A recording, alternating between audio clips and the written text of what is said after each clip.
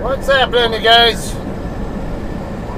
Alright, it is time for another vlog for us. On our way to pick up reload. It's the 21st of September, Thursday night at 23:15 local time. I think it's still, I think we're still in Eastern time. I'm not really sure where exactly switches over to Central, because Central time zone, because I know parts of like over by South Bend, Indiana. What's going on here?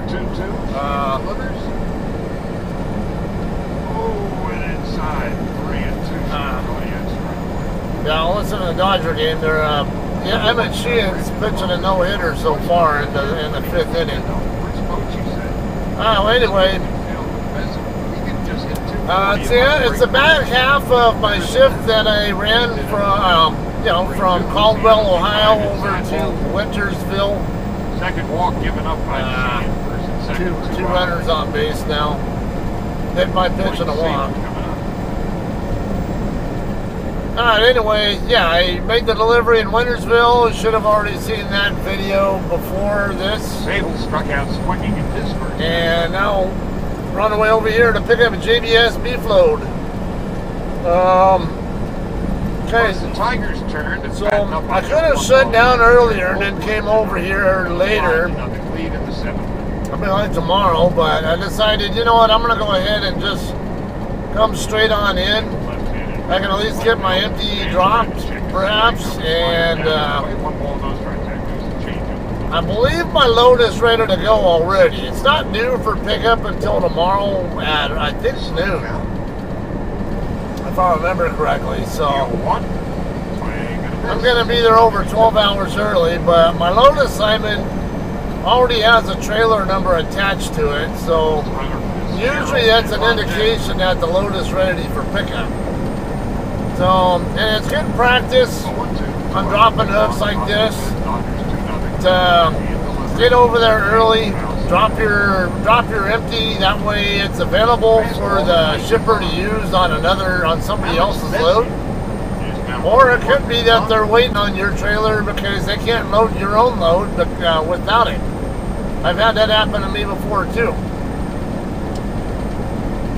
But I mean, this is highly likely going to end up someone else's load. And and if they could be waiting on trailers to now at 80 pitches to get dropped, so they can continue to load stuff early. This will be Ian's last inning. 1-2, way outside, now 2-2. Alright, anyway, I'm trying to listen to this ball game too. It's 2 out. I think it's 2 out in the fifth inning. And Sheehan's already got 9 strikeouts and only 5 innings. It's 4 2/3 innings. So I'm trying to hear if he's going to get a 10th strikeout. Alright, well, anyway. Yeah, so 3 innings in Seattle on Saturday. This customer, they have overnight parking available, from what I understand. I have been there once before, but it's been a couple of years. I vaguely remember some stuff about it, not a whole great deal. For some reason, I want to say last time I came here, I used this exit here. And then went down, made a right, and then made a left. It might have been this exit, I don't know. Yeah. I think it's that exit right there, because there's that gas station right there in the corner. But my onboard's telling me wants me to go down, basically overshoot and come back. Running from first and second, 2 out, the 3-2 to Sable. From Emmett Sheehan, fouls it back to a screen. Oh, come on. Alright. So that's what's going on here. It's a JBS beef load, or I'm pretty sure it's beef. I know JBS does other stuff too, but they're predominantly a beef shipper. Sheehan can give them 3, perhaps 4 serviceable innings of postseason. Alright. Again, the 3-2 disable. Come on. Low ball 4 and the bases are good loaded. grief. Now Martin Pryor is going to go out. This guy's pitching a no-hitter and he's walking the bases loaded. Mound visit brought to you Hell. by Sweet J. Jackson and Attorneys. Alright. All the winning attorneys at Sweet James at Anyway, $1.5 million. yeah, let's hope he gets out of this inning without any problems here. But so I was planning on talking about a question that somebody asked on Facebook the other day, and not in the JCT Facebook groups, but one of the major groups, whatever. And I guess this driver, this person, is basically taking the test for their commercial learner's permit, or CLP. And I guess they had a question on there about the process when coupling to a trailer. And I guess for some dumb reason, the proper answer to the question was telling them to stop in front of the trailer and then hook the airlines up first, and then get underneath the trailer and connect to it. Why the hell would you do that? I mean, I think I have heard this before, but I don't know the logic on it. It doesn't make much good sense to me. Why the hell would you do it that way? I don't know. There are a whole bunch of reasons why I would absolutely not ever train somebody to do it that way. First, you ideally want to hook up to the trailer 1.8 miles away. Exit 49 Alpha is what we're going to use, which is the next one. That's State Route 89 and State Route 43, by the way. Yeah, we are going to backtrack just a little bit. Alright, anyway, let me go ahead and get zooming out. My shipper's right here directly to our right. We'll have to overshoot and come back. Yeah, that comes through town. I would have rather used that previous exit and come up like I did last time. Probably leave going that way. Alright, anyway though, normally, I don't know anybody else who hooks up airlines before they actually couple in either. Generally the practice is get underneath the trailer first, hook in, do a tug test. Tug test will verify that the trailer brakes are functioning correctly. No, do not do that to check that you're hooked up properly. You can actually do a good tug test and find out that you're not find out the hard way that you're not hooked up correctly at all. The only good way to verify that you're actually hooked up is to get your ass underneath the trailer and look at the latch and visually inspect the latch. But anyway, yeah, we usually do that, do the tug test, check the brakes to make sure they're actually functioning correctly. The trailer brakes are functioning properly. And, alright, I'm like, is this inning ever going to end?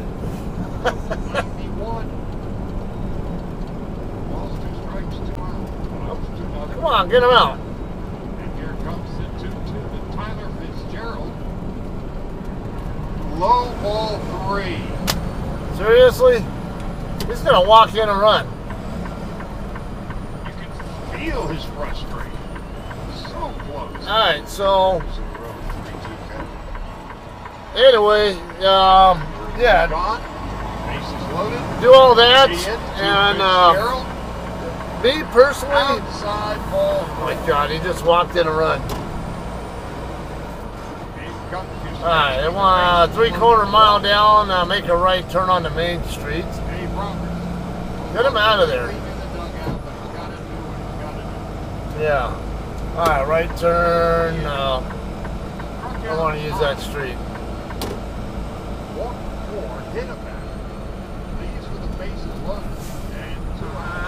No, I think I saw a truck restriction sign down there about a couple hundred feet, so I don't know for sure if that's what I saw, but I don't want to take a chance on that.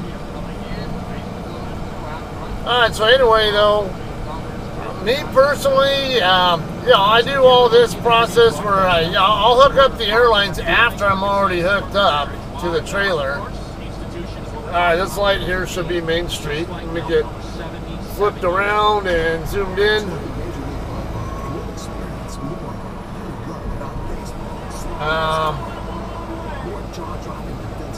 Alright, now the next thing I do, because I'm going to pre-trip the trailer normally from there, assuming I'm just hooking up to a fresh trailer. And now I'll usually check it first with no air going to the trailer at all, because there are certain little things I want to check for. Alright, yeah, this should be Mayor's Joint. GOAT acronym stands for greatest of all time, as in It's an interesting little downtown area. Dad, you're the GOAT. Alright, half mile down, make a right onto 102nd Avenue is what it's saying. Yeah, it should be that, the street with the traffic speed data on my map should be the one that it is. It looks like it says something else on it personally. Star Road or something is, I think, what I'm seeing on the map. So I don't know what this 102nd Street crap is. Alright. So yeah, I'll do, I like to walk around, double check what, because if I have, especially if I have a trailer where the airbags do not auto-deflate, I like, alright. Yeah, this is the right street, Star Road. This is a stupid route. I'm definitely going the other way next time. Like, why the hell would I want to go right through downtown if I don't need to? And I have to overshoot on top of it to do this. Alright, left turn and a quarter mile on 11th Street. I can't tell if it's where that yellow light is, yellow flashy light is, or might be just a tad sooner. Yeah, it looks like it's where that yellow, and no, it's we're the same street where this car just turned, but I'm turning left instead of right.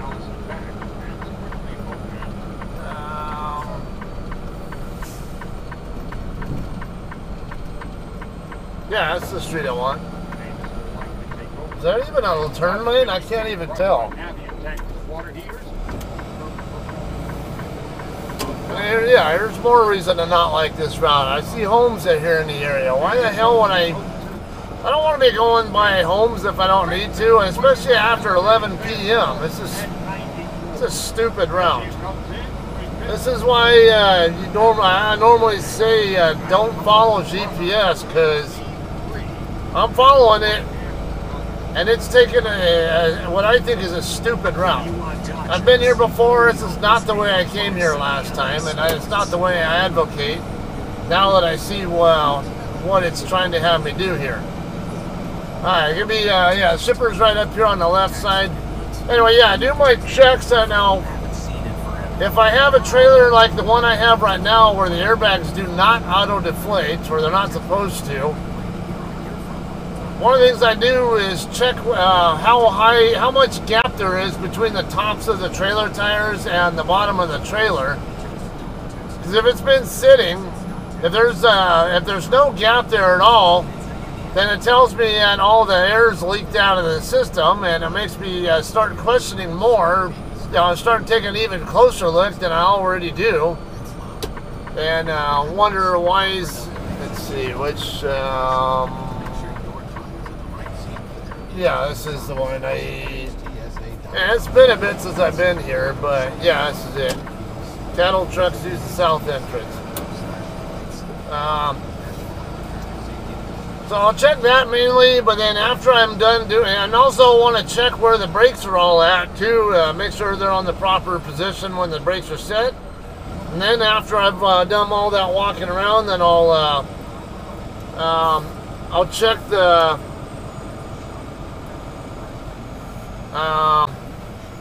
I'll put air to the trailer, let it air up completely, and then I'll double check that the bags are aired up, no audible leaks and all that kind of crap.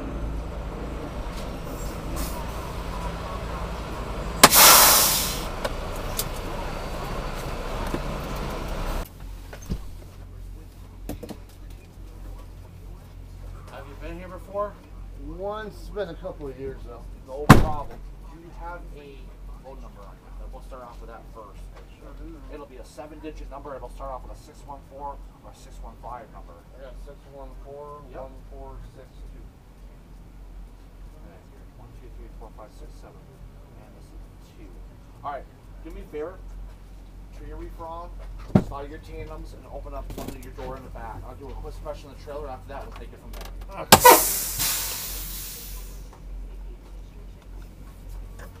Yeah, it's not great. I don't have to run my engine or my APU to comfort. Yeah. We gotta start it up and slid. Sure.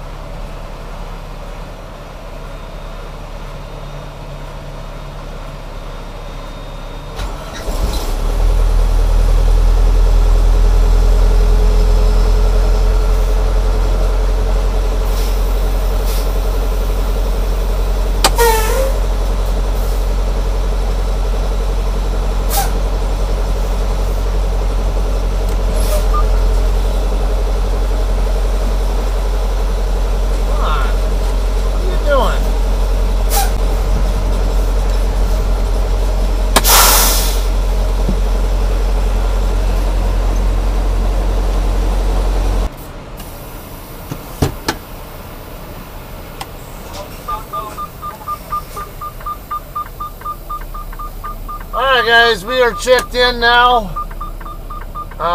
This is going to be an export load, by the way, so there's a little bit more documentation and stuff involved with that.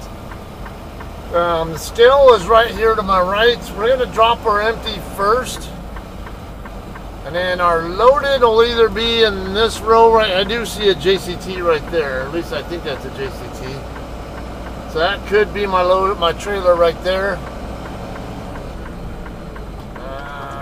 I'm gonna go ahead and signal for him. Let him do his thing.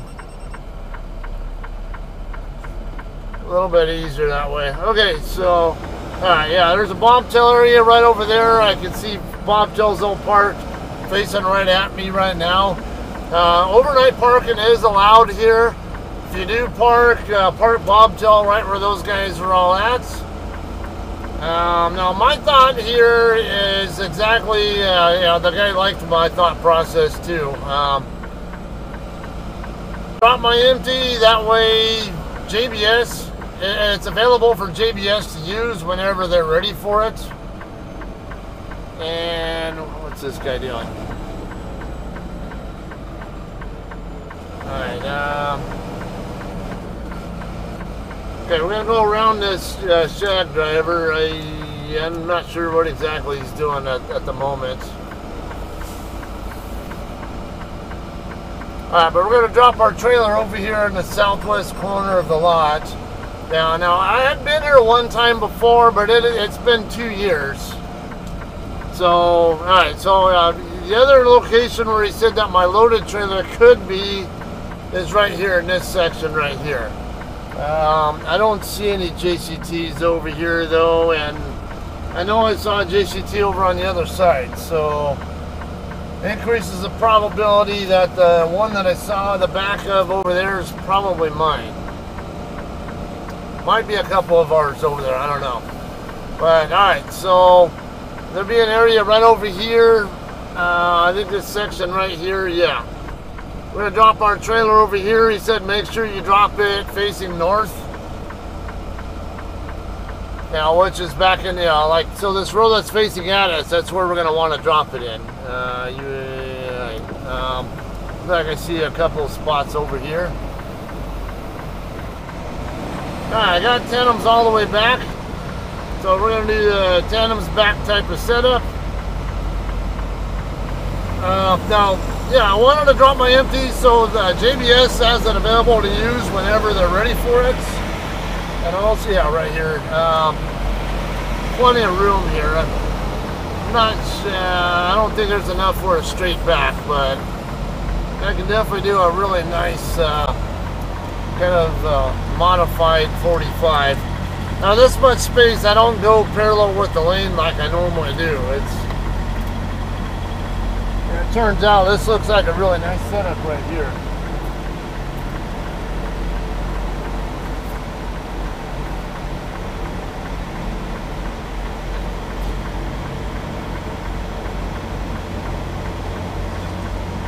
Plenty of room there.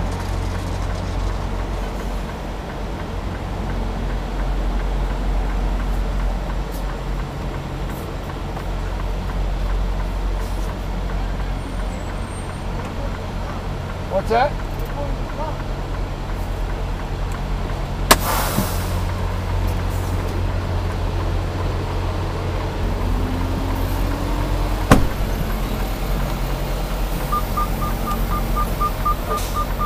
Alright guys, so apparently this area here is supposed to be for loaded trailers only. I was pretty certain that this area was where the guy told me to drop it at, and I thought last time I was here this was also where I dropped my trailer, but this guy's saying that he wants it dropped over, I guess in this area over here. So we'll go ahead and do that. Just give you a different shit. I had a really good backing set up and pretty well, not perfect, but pretty well executed backing there too. There's a lot of dry vans here. Yeah, he'd sit over by the stop sign. Okay.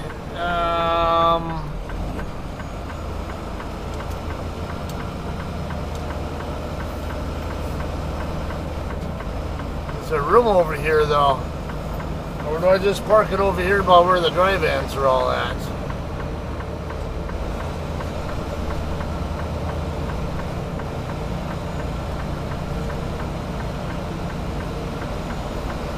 Alright, we're gonna have to get turned the wait. Is there space here? I don't know. Yeah, that might fit there, but I'm not going to try it with this shack driver here, though. Oh, now he moves.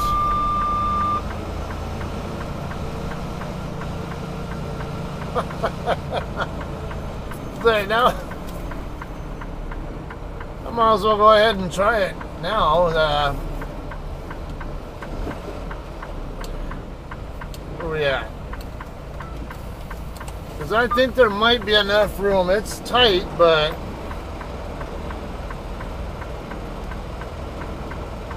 I can tell by the tire tracks between those two trailers that it should fit, but it's going to be tight.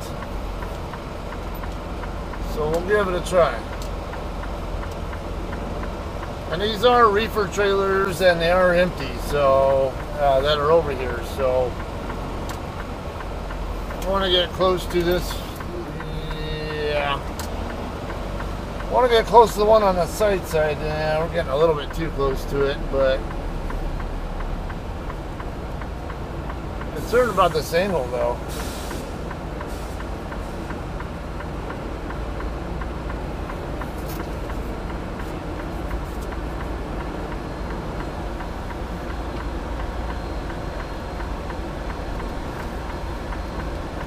Is that gonna fit? I don't know. Yeah, it should. Oh, it's close there though.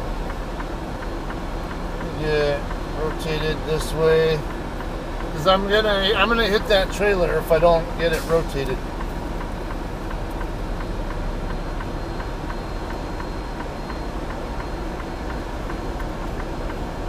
Alright, let me go forward. Yeah, it's too close there. It's not gonna be, it'll fit. I can definitely fit it in there. I'm going to have to drop my landing gear before I disconnect though.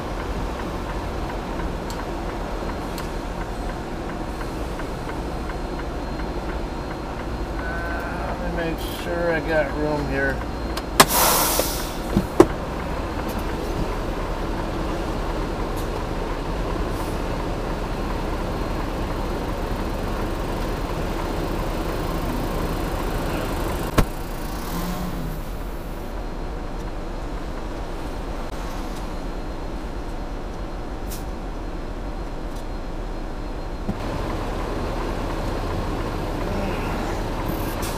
Alright, nice thing about this truck's setup is I can actually raise my airbags. I can drop the landing gear all the way pretty much to the ground.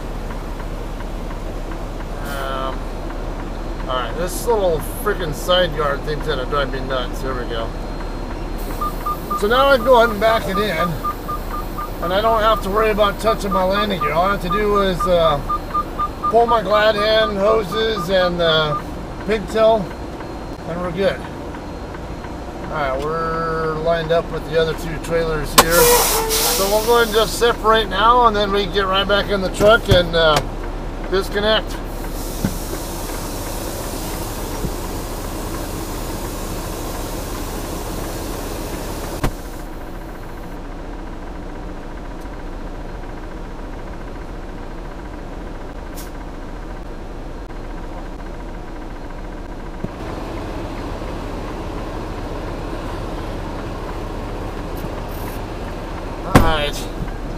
So on the unevenness of the ground though, because I dropped the landing gear all the way until it was just about on the ground, and then raised my airbags up so I could have clearance to pull it back. But now they're actually sitting at least a good...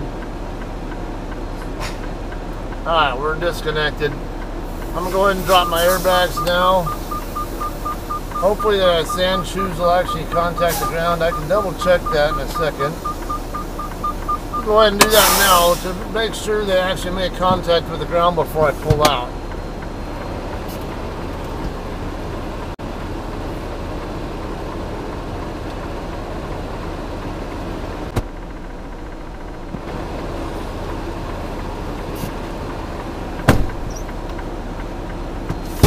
Alright, I think we're good there.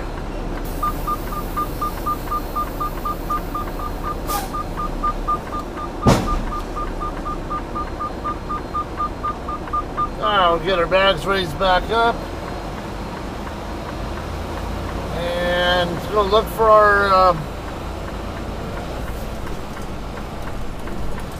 our empty, our loaded, whatever. Let me make an extra wide turn here so the shag driver can expedite making his turn.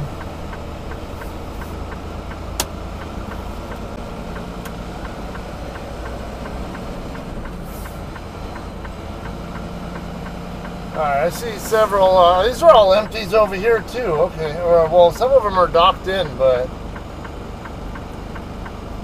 yeah, these are all empty over here. The reefer units aren't running. Alright, well, my loaded should be here in this row. I know I'm looking for H30752, I think it was.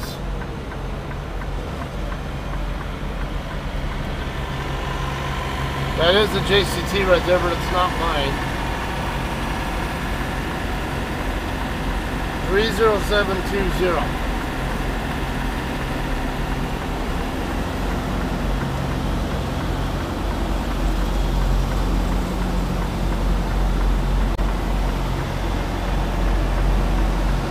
This damn thing out of the way too.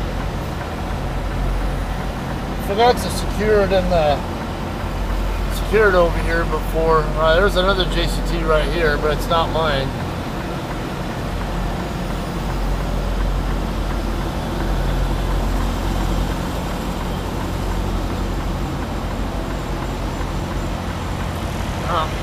I do not see it over here, so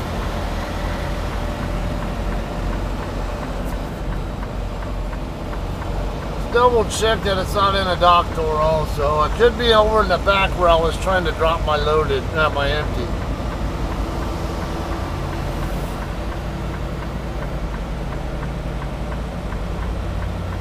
Alright, this guy looks like he's getting ready to back under a trailer, so come on, dude.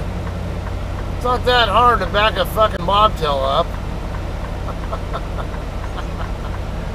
Especially when you got, you can put like 1.5 trailers into that gap between you and whatever you're trying to back up to.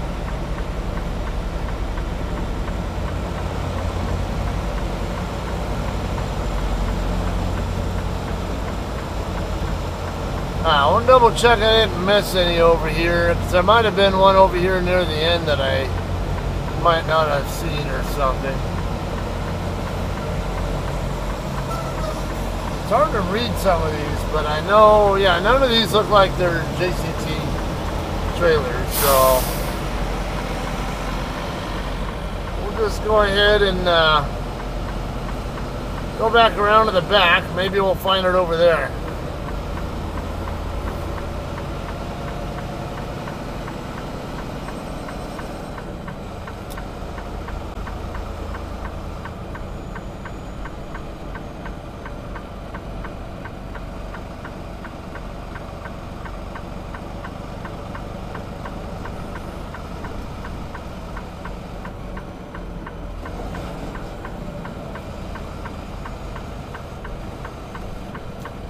Alright, these guys are chit-chatting. I can probably go around the other side of them. I just don't know how long they're going to be there doing that.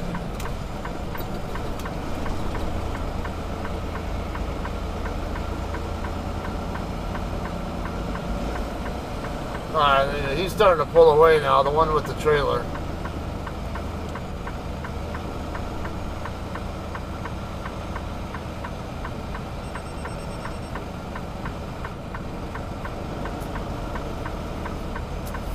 Yeah, hopefully it's over here,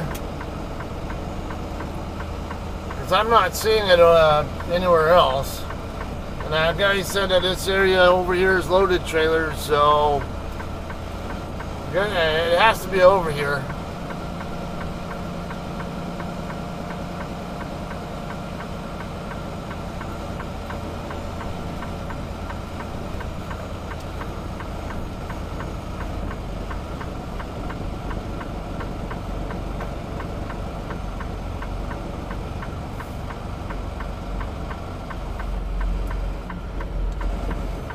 Can't see if there are any badged as JCTs over here.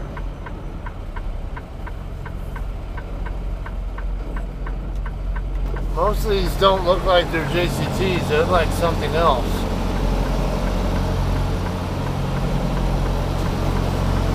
There's a JCT right there, okay. There, yeah, that's mine right there.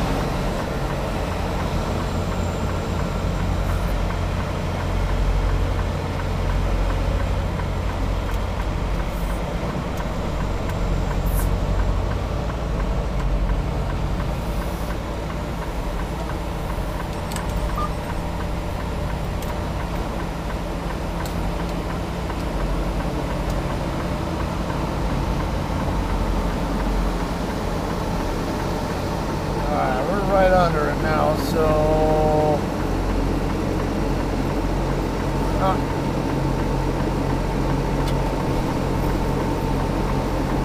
I just heard or felt something, but it's not really not what I want to be hearing. Now I got pressure, so I'm gonna go ahead and back in now. I don't no, it's possible I might have high hooked it, so I'm going to have to get out and double check, because I think I might have high hooked it.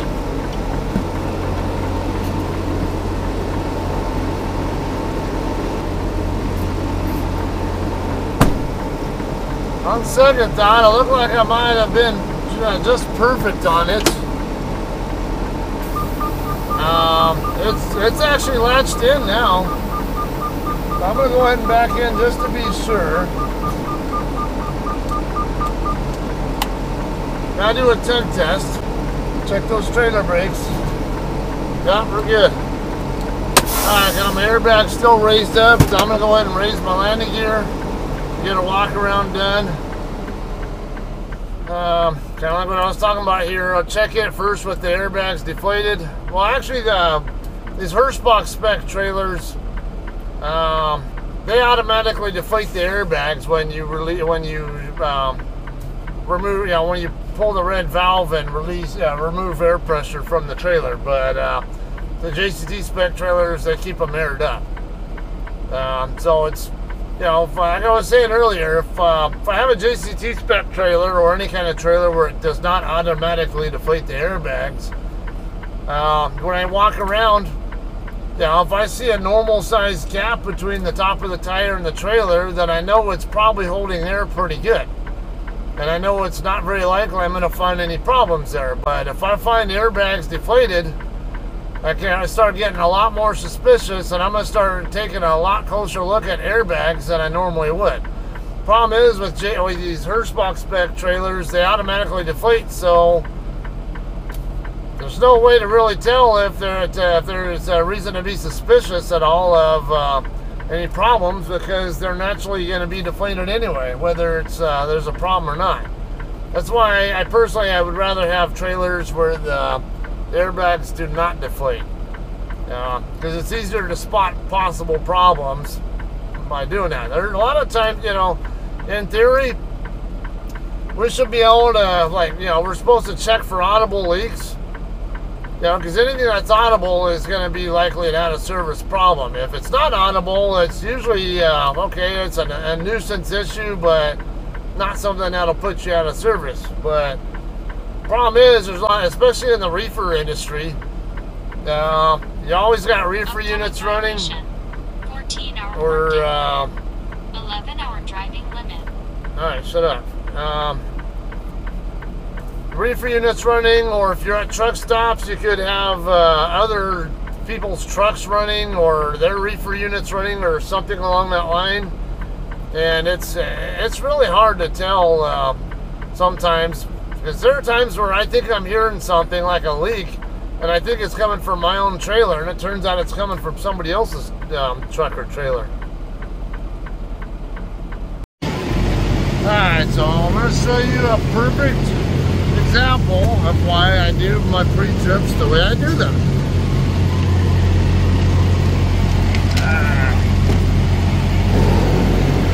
Alright, got my tire thumper here. Now, right now is where I wish I would have had one of those head-mounted flashlights, I guess. Okay, so my front left inner tire, it's in good shape.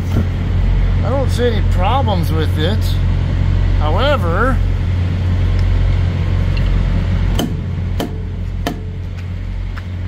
that's what that sounds like. Now let's do the front left inner. I mean, outer. See how much different it sounds? So that the inner sounds like it's flat, and yeah, it is. Now we have Auto-Inflate. Come on, if I can get the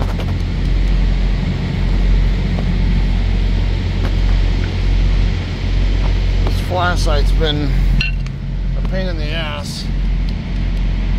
Come on. I think it might be time to replace it.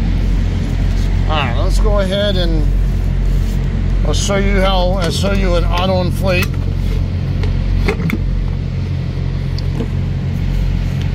So Auto-Inflate, you got these hoses right there. Goes from the hub, goes over to each of the valve assemblies, one on each side. That's how you can tell if a trailer has Auto-Inflate, or the tire, or if the axle has Auto-Inflate on it. You'll see that right there. Also, get that closed back up.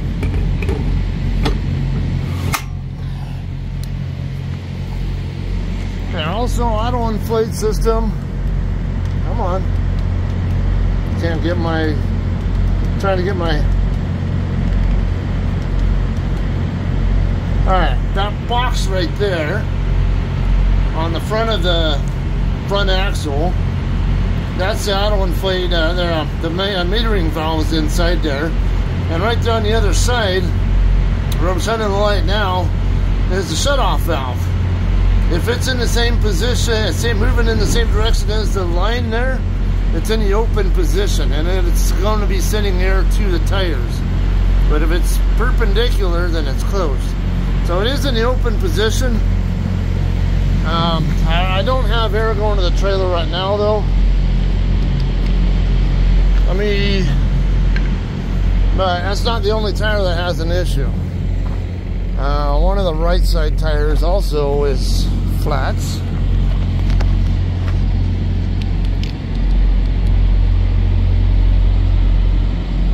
Yeah, this one right here, you can even see it right there. It's flat without even thumping it. See how it sounds there? Way different. And then I can even kick the sidewall, and you can see the sidewall displaced there. This one here, see, it's solid. That'll hurt my foot if I kick it very hard. Alright, so yeah, now if you start putting air to that trailer right away, you're not going to catch that problem. If you put air to the trailer before you even start looking, you're not going to find tires with problems on them on a trailer that has Auto-Inflate.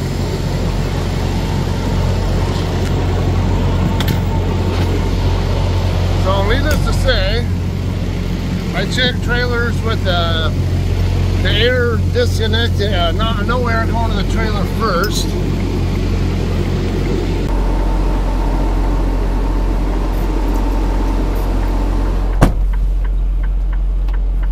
And then after I've done my walk around with no air, then I'll put air to it and check the stuff that I can only check with air going to it. Why is it? Does it seem like it's darker in here than it should be? No, it should be all right. All right. I need to slide tandems though. Put them about where I want them. Yeah, we'll get air going to the tires. Make sure they should air up, no problem.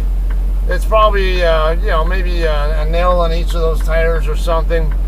But I gotta double check that they're actually going to air up. So we'll let air go to them for a bit, and I'll double check them. If they don't air up, not a big deal. I can just keep going as long as I hear air trying to go to them. Highly likely, if I start driving around, if they're off the bead, I can drive around and put centrifugal force on one side of the tire, where it basically gets forced up against the rim on one side, and then the air pushing its way into the tire will actually push the other sidewall up against the other side of the rim, and that'll seal it up and start inflating it. It's always worked like that. Worked for me doing it that way. As long as there's not a catastrophic type of problem with the tire, it's going to air up. Just have to wait for it sometimes. Sometimes I have to, a lot of times it airs up on it while I'm still sitting on the spot. Other times I have to actually start driving it around and make turns with it for it to air up. So before I'm going to resort to asking, trying to get a road request or whatever, or going to a shop, that's first thing first on what I'm going to do. But yeah, more than likely I'm going to probably find maybe some nails in those two tires. I can't find them right now, but doesn't mean there aren't any. They could be down in a part of the tire where I can't possibly see them right now. So we'll check them all out as the load progresses, perhaps.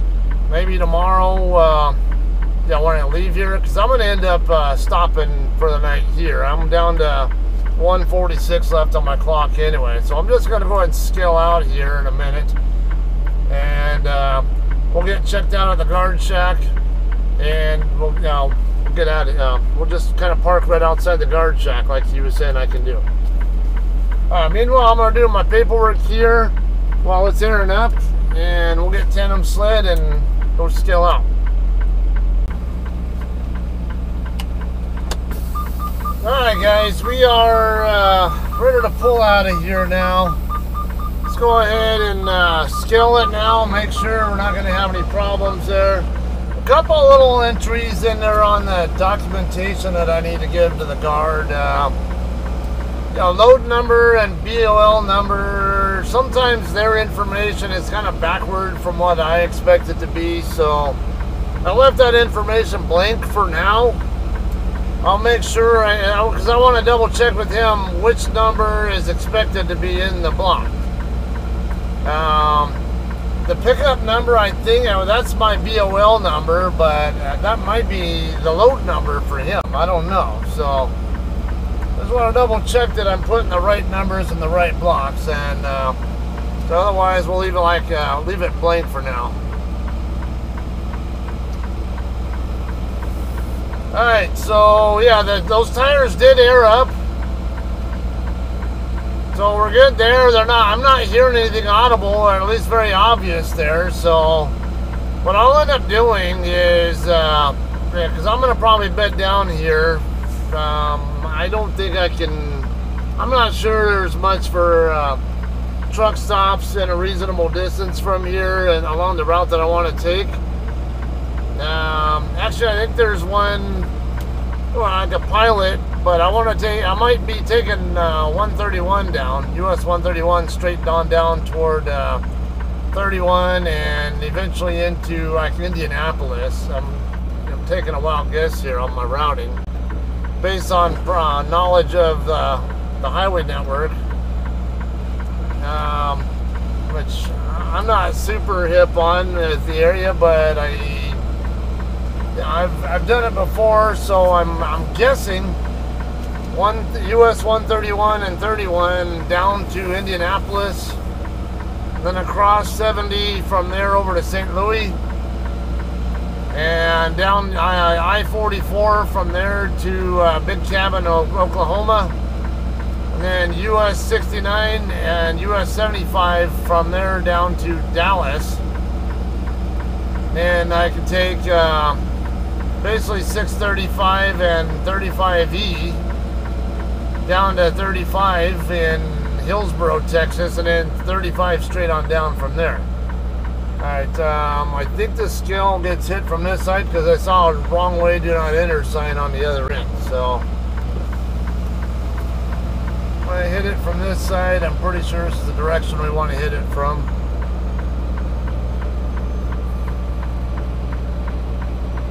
Yeah, I can see the gauge there. This trailer actually has a way right system on it, but I'm so used to not using it because most of our trailers don't have it. Even some of the Hirschback Spec trailers don't, or a lot of them don't. So I'm just used to just doing it manually myself right here anyway. We got 11,700 on the steers.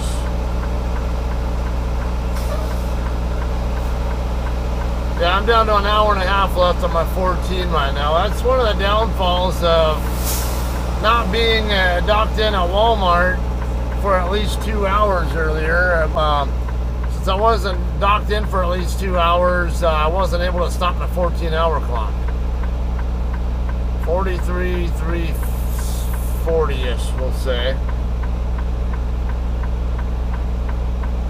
Just under 32,000 pounds. Yeah, exactly what my gauge on my truck is saying it is. Now, I could use the way right thing, and I could double check it, how well it corresponds with what this thing's telling me. Oh yeah, we're good here. 75, 720.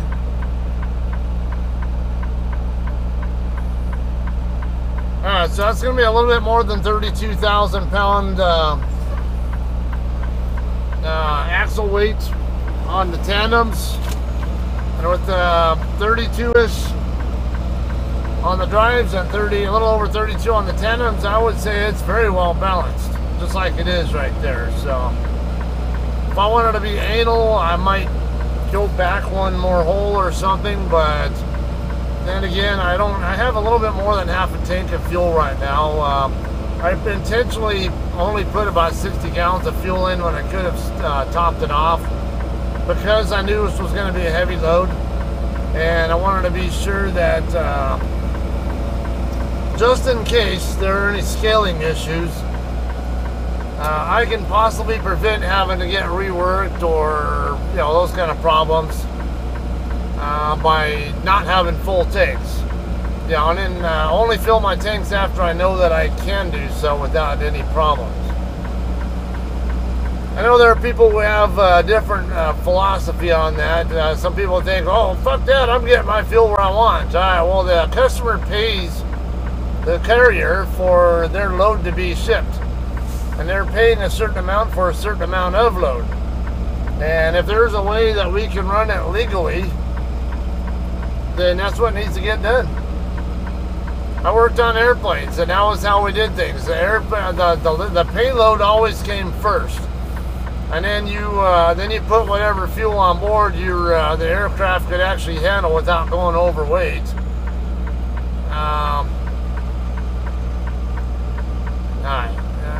Alright, we got 2 lanes here. I'm not sure it matters which one, but we'll go ahead and come over here to the inner lane. I am going to end up shutting down right over here by this light pole, though. Please stop.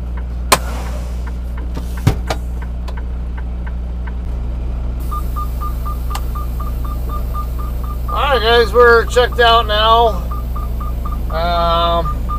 So, yeah, like he had suggested, we're just going to come right over here, up by the curb. What is that over there? That's just the paint. Yeah, arrow painted. Yeah, I want to be far enough over and out of the way, like we're in the curve or whatever. That way, any trucks coming out can easily make their moves out of here. I can get those tires checked out tomorrow on my next shift. Alright, yeah, we should be good. Just like this. Oh yeah, there's lots of room there. Alright, so yeah, we'll just call it a day here.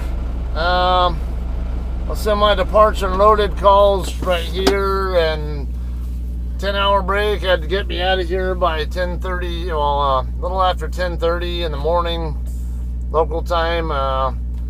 Figure out how many miles we got to run too. I think it's let's double check the routing too before we go.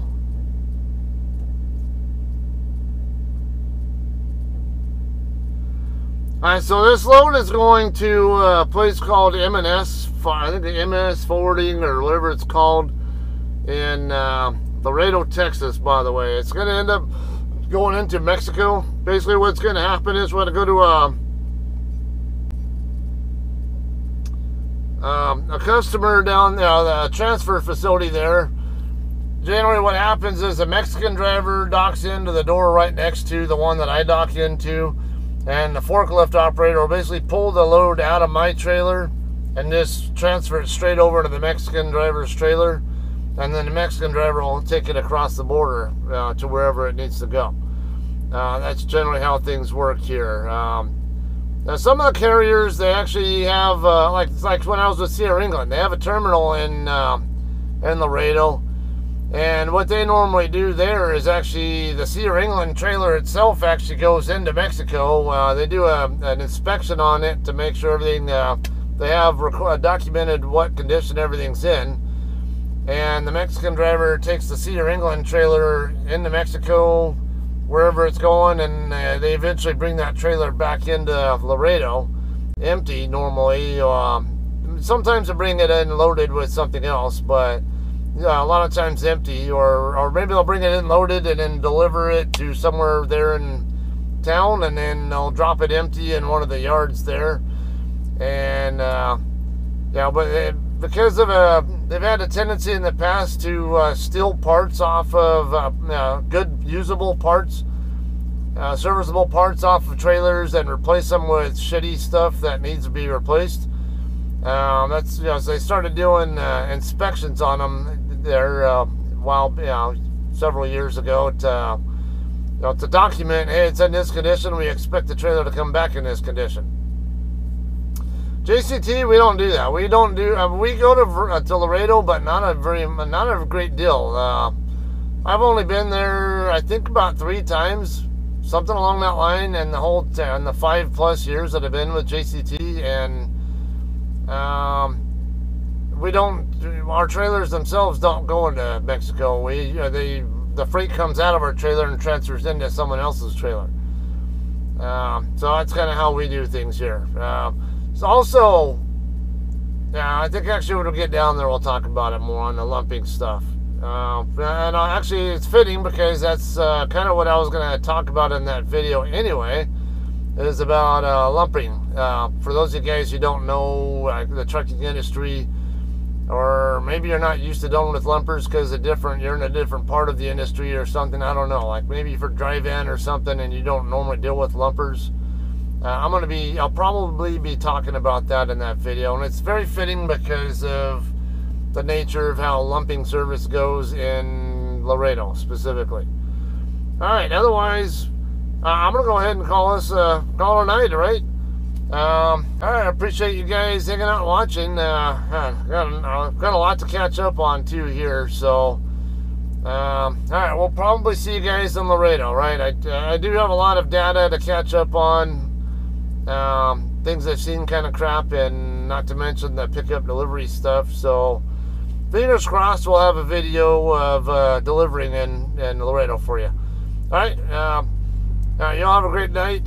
Thanks for hanging out, and we'll see you guys then.